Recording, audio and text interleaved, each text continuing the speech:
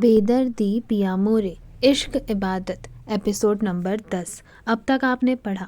माहिरा और हिमांशु दोनों आपस में बात कर रहे थे तो वहीं कोई था जिसकी नज़र इन दोनों पर थी। माहिरा ने अपना प्लान तैयार रखा हुआ था कि अगर सृष्टि उन दोनों के खिलाफ कुछ भी करेगी तो वो भी सृष्टि को कहीं का नहीं छोड़ेंगे। अब आगे थोड़ी देर बाद सृष्टि भी आ गई। सृष्टि ने अंश को देखा तो उसके चेहरे पर एक अलग ही खुशी दिखाई पड़ रही थी। सृष्टि अंश को गले लगाने के लिए अंश के पास आई तो अंश ने सृष्टि को हाथ से ही रोक दिया, मानो अंश खुद में सृष्टि को गले ना लगाना चाह रहा हो। कॉलेज टाइम से सृष्टि ऐसे ही थी। वो बार बार अंश के करीब जाती थी पर अंश हर बार सृष्टि को इग्नोर करता था। ये बात हर कोई जानता था कि अंश को सृष्टि में कोई भी इंटरेस्ट नहीं है। वो तो सृष्टि ही है जो अंश के पीछे यूं पागलों की तरह पागल है। घर के सभी मेंबर्स हॉल में पहुंच चुके थे। थोड़ी ही देर बाद अनाया और काशी दोनों चाय लेकर आए। सब ने चाय लिया और स्नैक्स लिए। तभी हिमांशु बोल पड़ा, भाई आज तूने बुलाया, किस सरप्राइज की बात कर रहा था तू?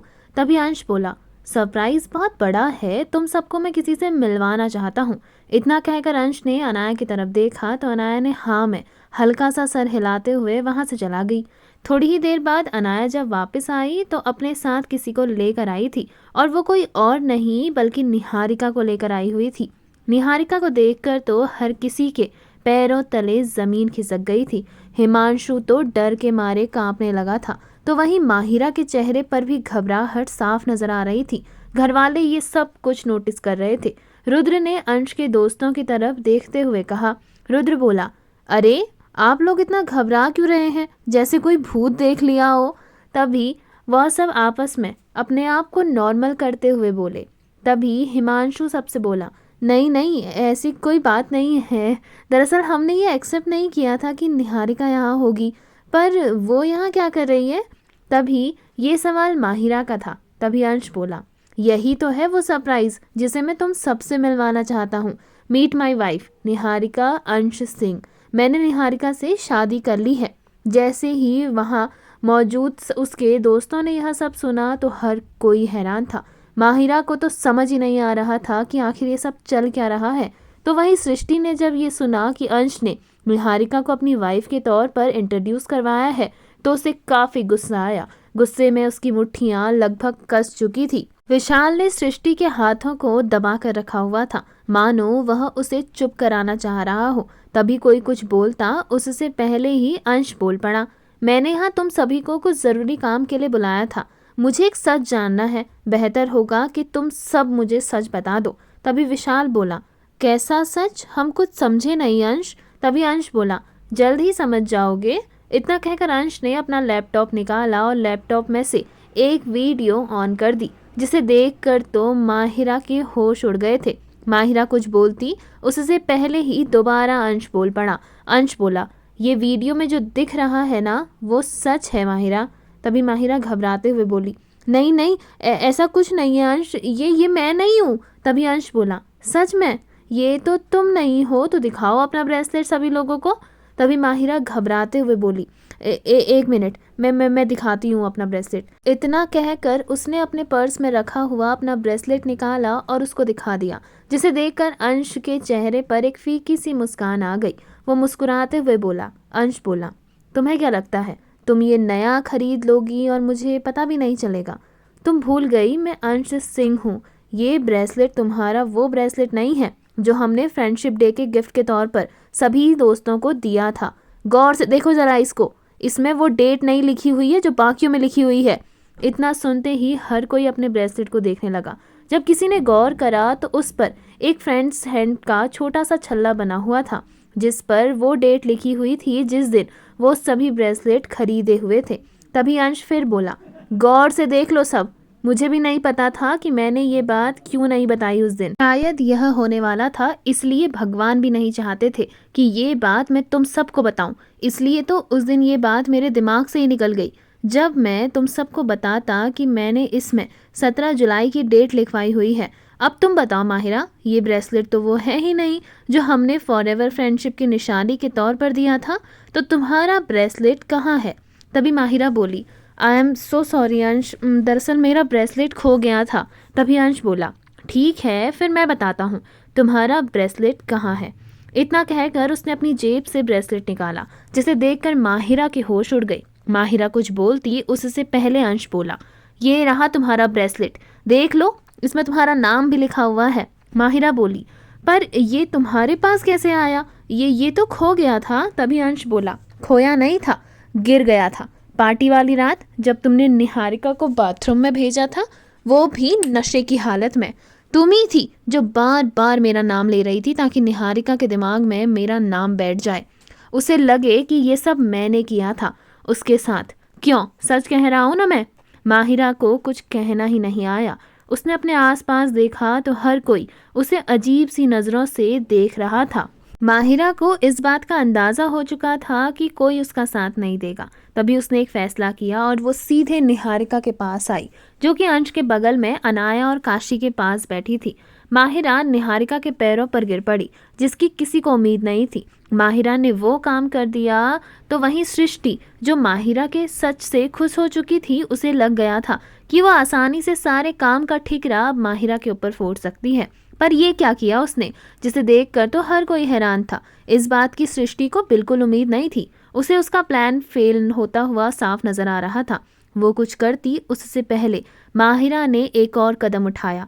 माहिरा घबराते हुए बोली, मुझे माफ़ कर दो अंश, प्लीज़ प्लीज़ मुझे माफ़ कर दो निहारिका, मुझसे गलती हो गई, पर मैंने ये सब कुछ जानबूझकर नहीं किया, मुझसे ये सब कुछ कराया गया, मैं ये नहीं करना चाहती थी।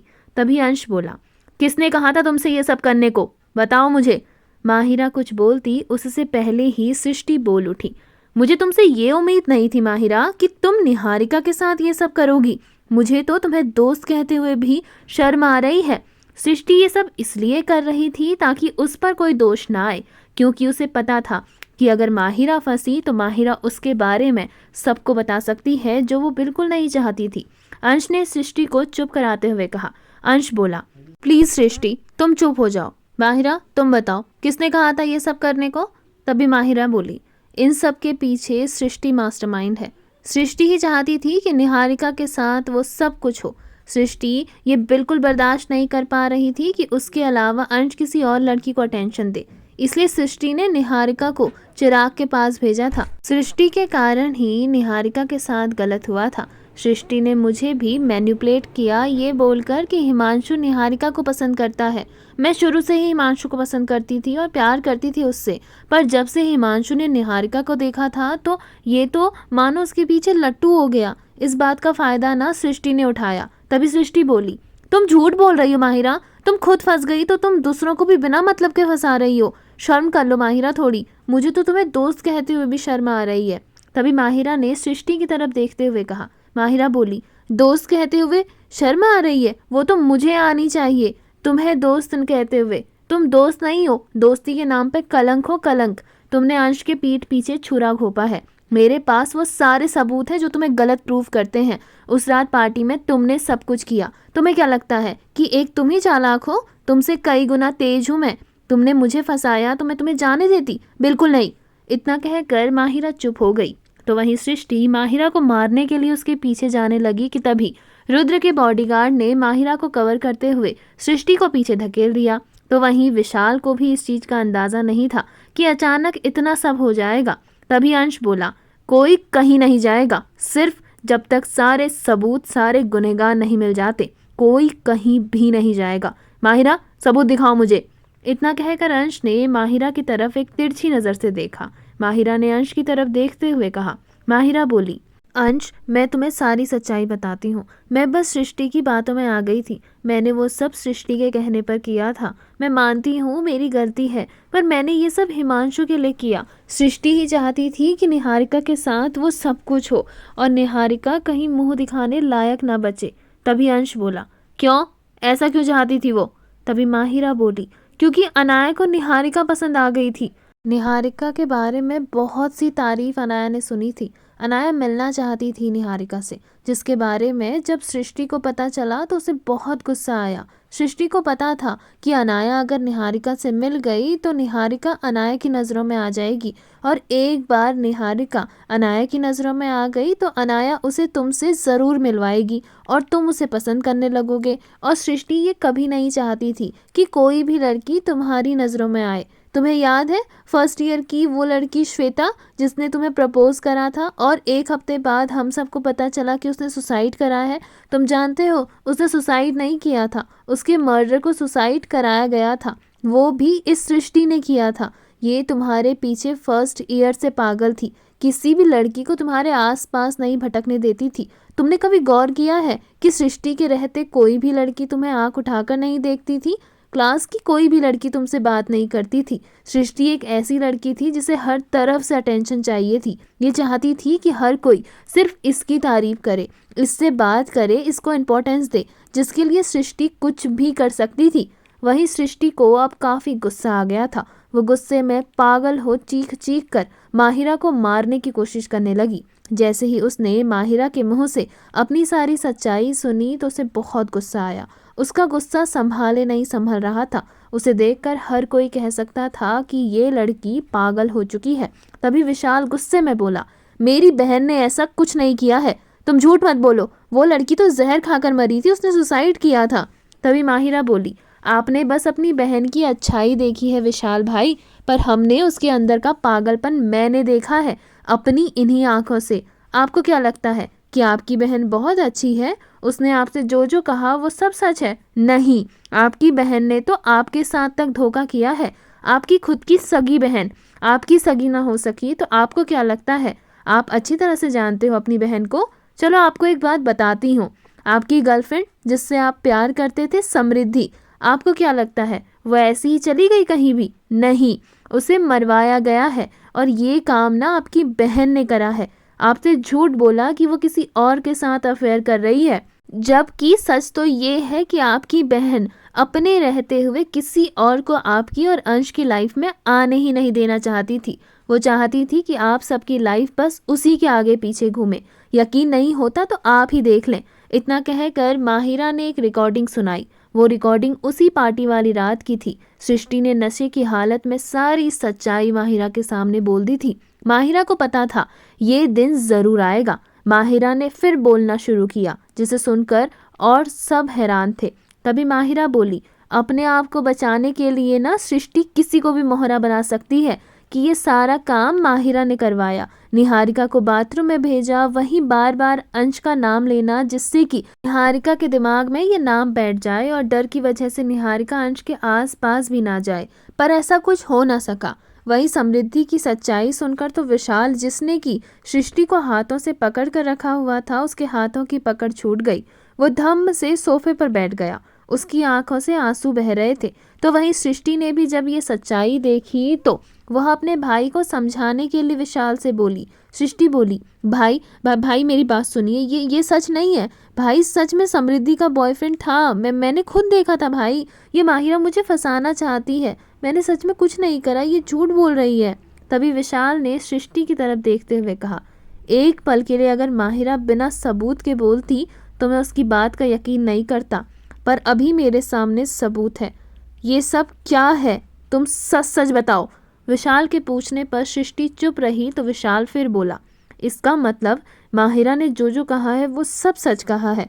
श्वेता का मर्डर तुमने किया, मेरी समृद्धि को तुमने मारा, और मैं पागल समझता रहा कि मेरी बहन मुझसे बहुत प्यार करती है, वो मेरा कभी बुरा नहीं चाहेगी। पर मुझे क्या पता था, मेरी बहन ने मेरी ज़िंदगी बर्बाद कर दी, मेरी ज़िंदगी मुझसे छीन ली। मेरी समृद्धि जो मेरा बचपन का प्यार थी, मेरी ज़िंदगी जिसके जाने के बाद मैं एक जिंदा लाश बन गया हूँ।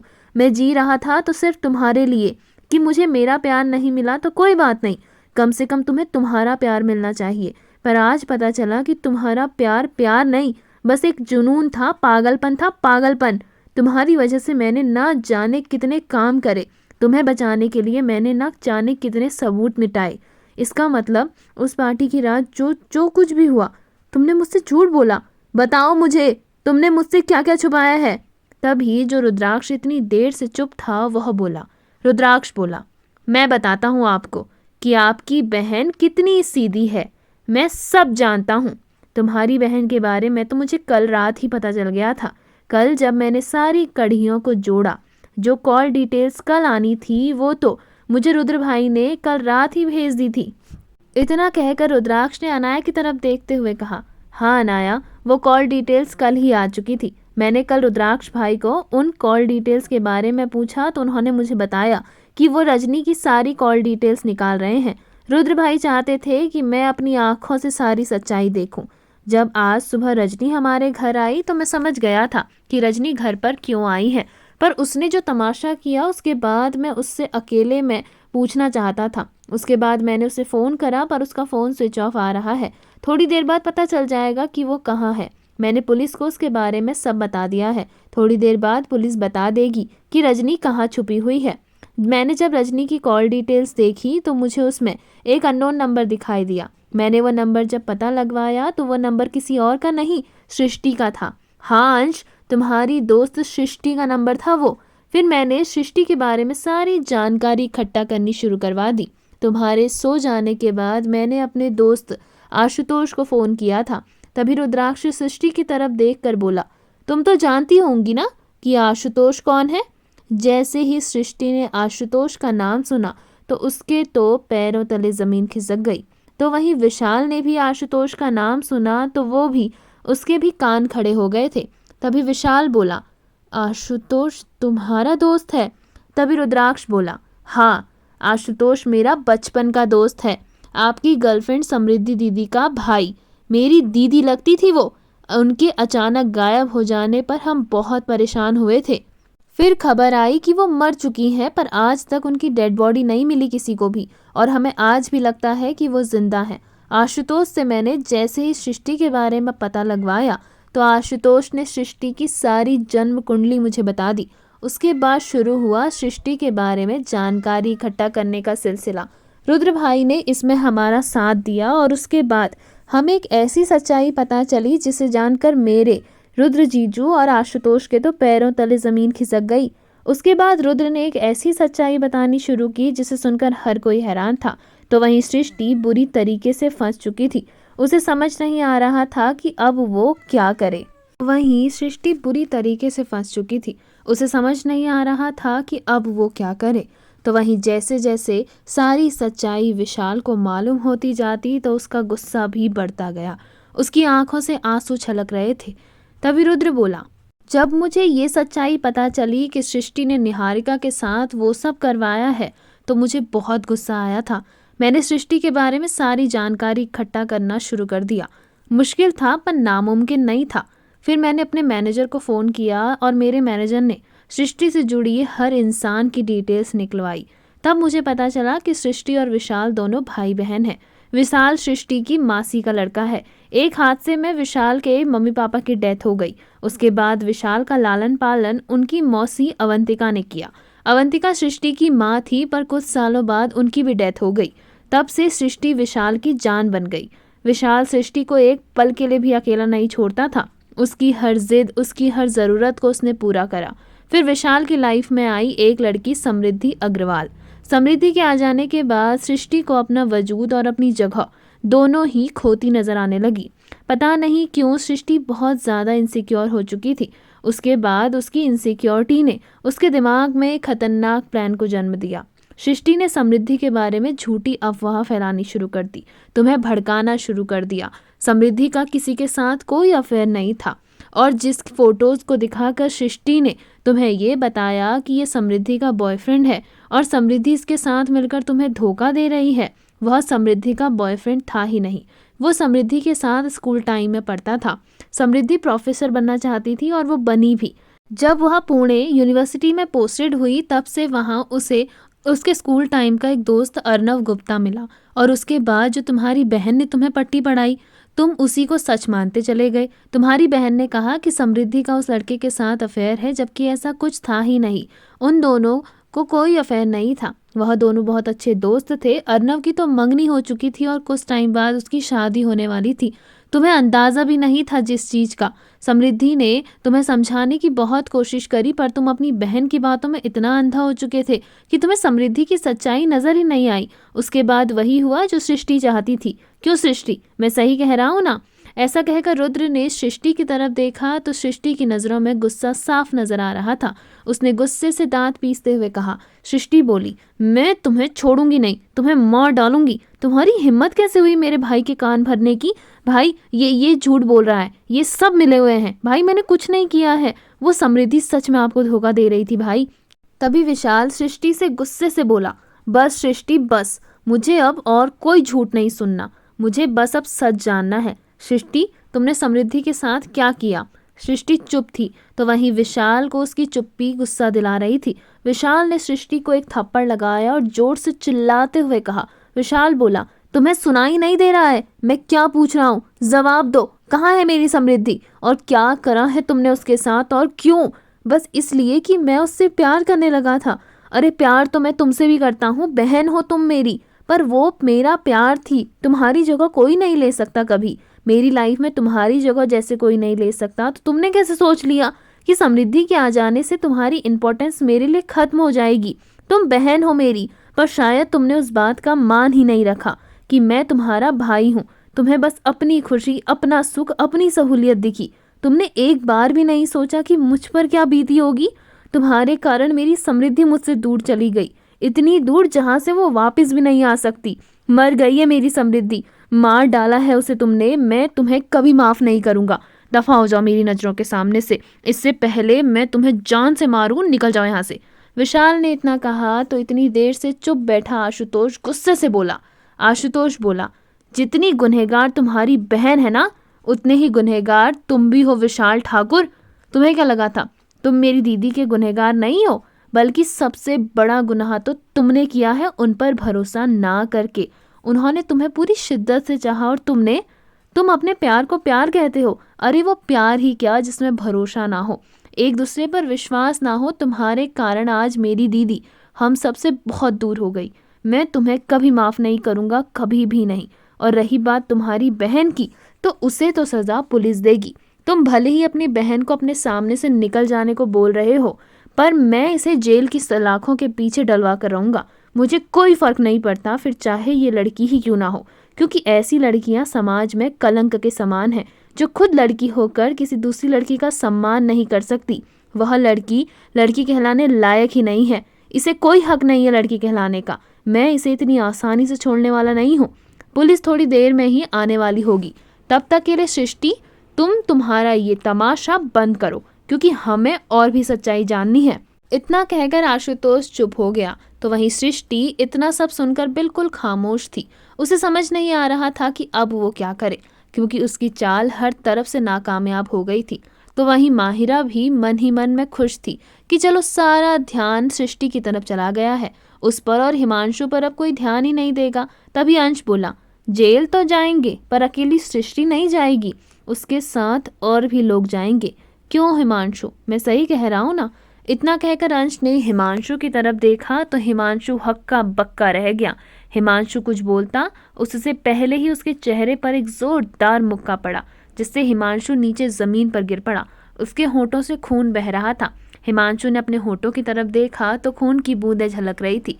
हिमांशु ने उसे छुआ और अपने सामने खड़े इंसान को देखा जिसने उसे मुक्का मारा था। हिमांशु के चेहरे पर वो मुक्का अंश ने मारा था। अपने सामने अंश को देखकर हिमांशु घबराते हुए बोला। हिमांशु बोला, भाई ये क्या कर रहा है, तूने मुझे क्यों मारा? तभी अंश बोला, तुझे क्या लगा था सारा ध्यान सृष्टि पर चला जाएगा तो तुझ पर कोई गौर नहीं करेगा? जितना दोषी चिराग है उतना ही तू भी दोषी है।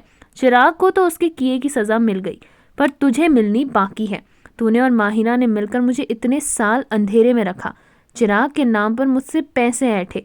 तुम्हें क्या लगा था कि सच कभी सामने नहीं आएगा, पर तुम भूल गए थे कि सच छुप सकता है लेकिन कभी हार नहीं सकता। और आज देखो तुम्हारा सच सामने आ गया है।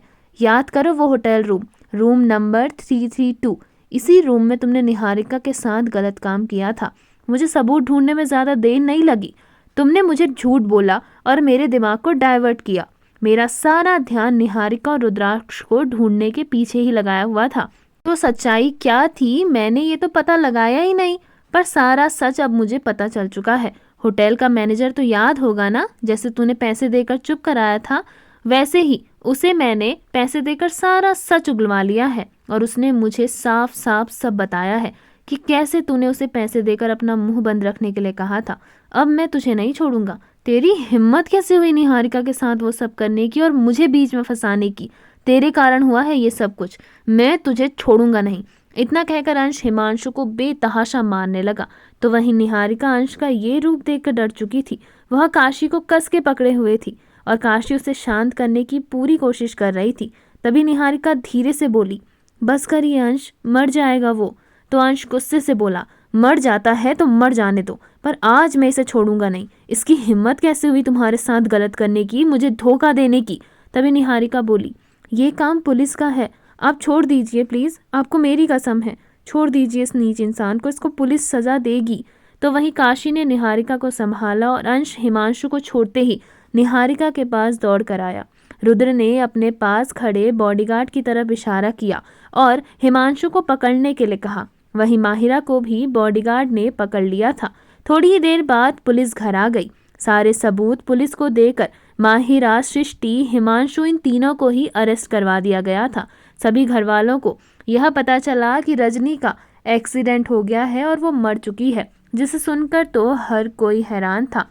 वहीं सृष्टि अपने आप से ही बड़बड़ कर रही थी, मानो वह पागल हो चुकी हो। उसे देखकर हर कोई यही कह रहा था कि इसका दिमागी संतुलन बिल्कुल ही बुरी तरीके से खो गया है। तो वहीं सृष्टि जोर जोर से हंसते हुए पागलों की तरह घर वालों की तरफ देखकर बोली। सृष्टि बोली, कितने मूर्ख हो तुम सब लोग, बेवकूफ़ कहीं के। ये सब मैंने अंश के लिए किया, पर देखो अंश मेरा हो ही नहीं पाया। मैं अंश से बहुत प्यार करती थी और अपने भाई से भी। उन दोनों की लाइफ में कोई आए, मुझे ये बर्दाश्त ही नहीं था। अंश को उसके घर वाले भी प्यार करें, मुझे तो ये भी बर्दाश्त नहीं था। ये अनाया, इसको देखकर ना मुझे अलग ही चिढ़ होती थी। इसे तो मैं बस इसलिए झेल रही थी क्योंकि ये अंश की बहन थी। शादी हो जाती और उसके बाद ये हमेशा के लिए अपने ससुराल चली जाती, और उस समृद्धि को, उसको तो मैंने कई बार मारने की कोशिश करी थी, पर हर बार बच गई। फिर मैंने एक ऐसा वार करा जिससे उस बेचारी की दुनिया ही तबाह हो गई और वो हमेशा के लिए मेरे भाई की लाइफ से दूर चली गई। फिर मैंने सोचा भाई की लाइफ से दूर जाने के बाद क्या फ़ायदा उसके जीने का, अगर वो वापस आ गई तो? इसलिए मैंने उसे मारने की सोची, पर वो फिर भी बच गई, जिसका पता मुझे कुछ दिनों पहले ही पता चला। इतने सालों से मैं उसी का पता लगवा रही थी। फाइनली मुझे उसका पता लग गया है। यहाँ सारा मामला निपटा कर मैं उसी के पास जाने वाली थी, उसे इस दुनिया से निपटाने के लिए, पर उससे पहले मैं यहाँ फंस गई। पर कोई बात नहीं, जैसे मैं अपने प्यार के लिए तड़पी हूँ, हर कोई अपने प्यार के लिए तड़पेगा। समृद्धि जिंदा है, पर कहाँ है ये कोई नहीं जानता, किसी को नहीं पता, और इस सच तक कोई नहीं पहुँच पाएगा। अगर मुझे मेरा प्यार नहीं मिला तो अंश को भी उसका प्यार नहीं मिलेगा। इतना कहकर उसने पुलिस इंस्पेक्टर की गन को झट से निकाल लिया और एक ही पल में निहारिका की तरफ बंदूक चला दी। घरवाले कुछ कर पाते उससे पहले ही निहारिका को गोली लग चुकी थी, और बॉडीगार्ड ने जैसे ही सृष्टि के हाथों में गन देखी, वैसे ही उन लोगों ने भी सृष्टि पर अटैक करना शुरू कर दिया। निहारिका और सृष्टि दोनों ही एक साथ जमीन पर गिर पड़े। गोली निहारिका के दिल के होते हुए लगी थी, तो वहीं सृष्टि पर 2 गोलियां, एक उसके पेट पर तो दूसरी उसके सीने पर लगी हुई थी। सृष्टि अभी भी जिंदा थी, पर शायद चंद मिनटों के लिए ही। तभी विशाल सृष्टि के पास दौड़ते हुए आया और रोते हुए बोला। विशाल बोला, ये तुमने क्या कर दिया सृष्टि? तुमने अपनी जिद के कारण एक मासूम की जान लेने की कोशिश की। बताओ मेरी समृद्धि कहाँ है? जाते जाते एक पुण्य का काम करती जाओ, मुझे बता दो मेरी समृद्धि कहाँ है, बताओ सृष्टि। तो वहीं सृष्टि अपने भाई को यूँ रोता गिड़गिड़ाता देख रही थी। जब सृष्टि ने अपने सामने अंश को निहारिका के लिए तड़पता हुआ देखा और अपने भाई के साथ साथ सभी घर वालों की आंखों में आंसू देखे, तो उसके चेहरे पर एक अलग सी मुस्कान आ गई और वो मुस्कुराते हुए बोली। सृष्टि बोली, कभी नहीं, मुझे मेरा प्यार नहीं मिला तो किसी को भी उसका प्यार नहीं मिलेगा, कभी नहीं। तुम लोग समृद्धि तक कभी नहीं पहुंच पाओगे, वो इतनी दूर है जहां तक तुम सोच भी नहीं सकते हो। इतना कहकर सृष्टि ने दम तोड़ दिया और विशाल की एक उम्मीद ने भी अपना दम तोड़ दिया था। सृष्टि की ये बात विशाल के दिमाग में घूम रही थी। वहीं घरवाले निहारिका की सांसों को चलता देख उसे झट से हॉस्पिटल की तरफ ले जाने को दौड़े। बाकी हिमांशु और माहिरा दोनों को पुलिस अपने साथ लेकर चली गई थी। तो वहीं जब आशुतोष ने यह सुना कि समृद्धि जिंदा है और सृष्टि के मरने पर आशुतोष की उम्मीद ने भी दम तोड़ दिया था। वो एक बेजुबान बुद्ध बन गया था। घर वाले सभी हॉस्पिटल में थे। वहीं विशाल की आंखों में आंसू बह रहे थे। अंश का गुस्सा उसके काबू में नहीं था। रुद्राक्ष ऑपरेशन थिएटर में था। निहारिका को अपने सामने लेटा हुआ देखकर एक पल के लिए तो उसके हाथ कांपने लगे थे। उसने अपने आप को मजबूत करा और निहारिका का ऑपरेशन करना शुरू कर दिया था। सृष्टि तो मारी जा चुकी थी, पर समृद्धि का पता लगाना अब सबके लिए और ज्यादा मुश्किल हो गया था। क्या विशाल और समृद्धि एक हो पाएंगे? क्या रजनी की मौत का सच विशाल बता पाएगा घर वालों को? तो वहीं समृद्धि के जिंदा होने की खबर सुनकर आशुतोष क्या विशाल को दोबारा अपनी बहन की जिंदगी में आने देगा? ऐसे कई सारे सवाल हैं जिनके जवाब मिलना बाकी है।